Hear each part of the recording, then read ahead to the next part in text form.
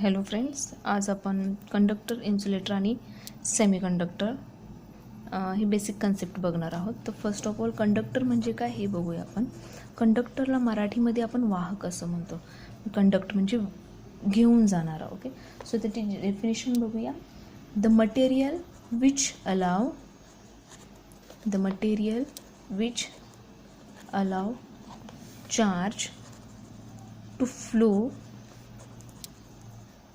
freely from one place to another. Freely from one place to another is called as conductor. म्हणजे असं material की जे चार्जला freely flow व्हायला allow करतं किंवा मूव्ह व्हायला अलाव करतं, त्याला आपण कंडक्टर असं म्हणतो. एक्झाम्पल काय आहेत कंडक्टरचे? तर आयरन, सिल्वर,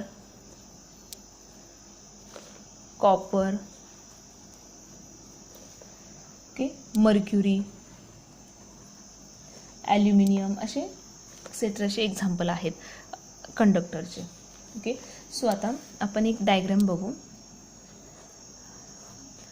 इथे आपण 1.5 व्होल्टची बॅटरी कनेक्ट केली आहे. Positive terminal and this is negative terminal. आणि ही आपण एक कॉपर वायर यूज केली आहे इथे.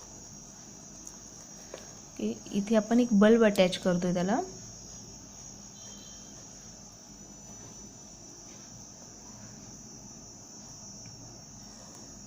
आणि इथे एक स्विच ठेवला आहे, अटॅच केला आहे स्विच. तर ज्यावेळेस आपण हा स्विच ऑन करू, ओके, त्यावेळेस काय होईल तर या वायरमधून करंट फ्लो व्हायला लागेल आणि हा बल्ब ग्लो होईल. ओके, सो करंटची डिरेक्शन पॉझिटिव्ह टू निगेटिव्ह डिरेक्शनने करंट फ्लो होतो.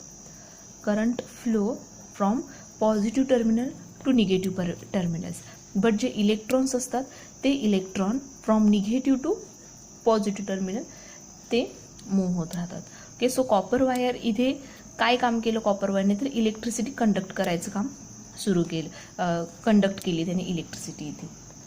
ओके, सो याचा यूज काय आहे कंडक्टरचा, म्हणजे हा कशासाठी वापरले जातं, फक्त टू फ्लो इलेक्ट्रिसिटी.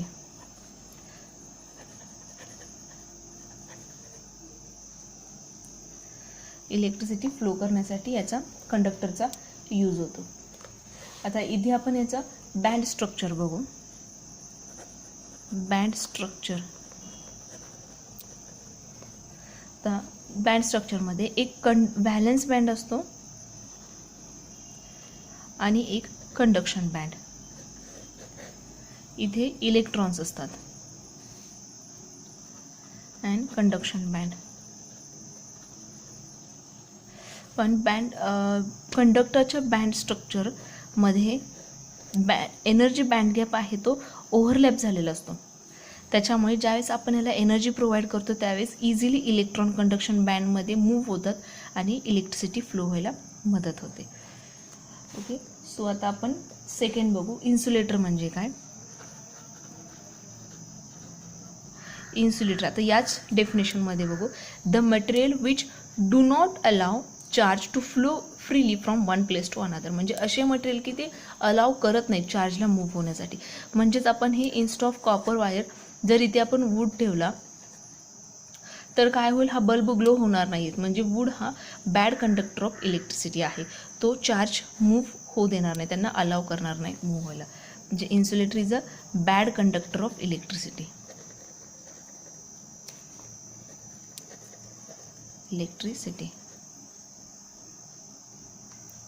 सो ह्याचे एक्झाम्पल काय आहेत, वूड, रबर, ग्लास, प्लास्टिक, हे इन्सुलेटरचे एक्झाम्पल आहेत. आता इन्सुलेटरच्या बँड स्ट्रक्चरमध्ये व्हॅलन्स बँड आणि कंडक्शन बँडमध्ये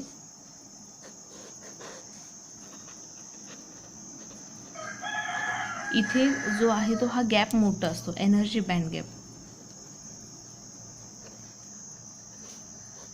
त्याच्यामुळे इलेक्ट्रॉन जे आहे ते from valence band to conduction band जाऊ शकत नाही, त्याच्यामुळे इथे इलेक्ट्रिसिटी फ्लो होऊ शकत नाही. ओके, आणि इन्सुलेटरचा यूज कशासाठी होतो, तर for coating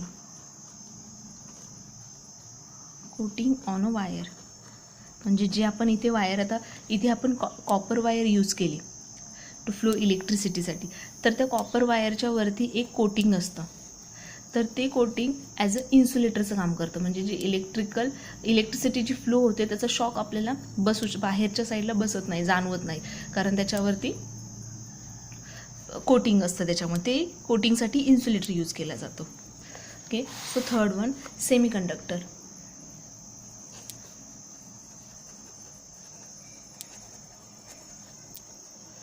Semiconductor. The conductivity is in between conductor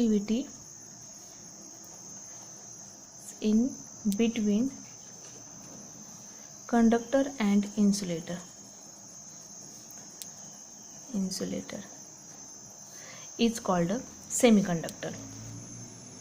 Okay, so semiconductor हे एक करंट कंट्रोल करण्यासाठी गुड मीडियम आहे. It is good medium to control the flow of electric current. So याचे एक्झाम्पल काय आहेत? Silicon, germanium, sulphide etcetera. हे सेमीकंडक्टरचे example झाले. ते सो याचा यूज कुठे होतो सेमीकंडक्टरचा? तर mobile phone, washing machine,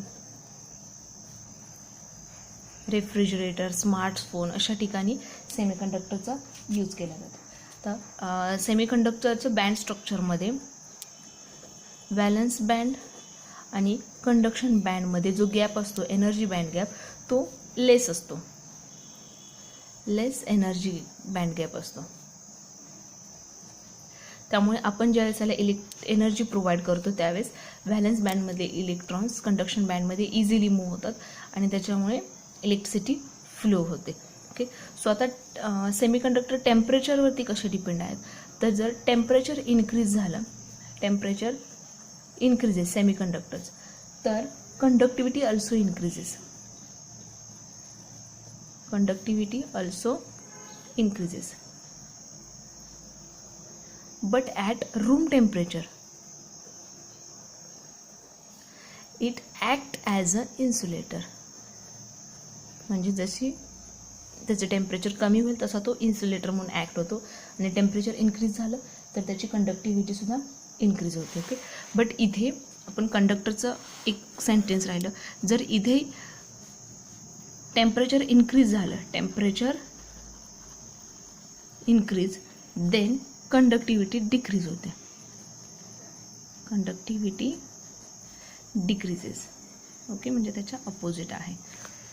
so हा व्हिडिओ कसा वाटला तुम्हाला? आवडला असेल तर लाईक करा, कमेंट करा आणि माझ्या चॅनलला सबस्क्राईब पण करा. थँक्यू.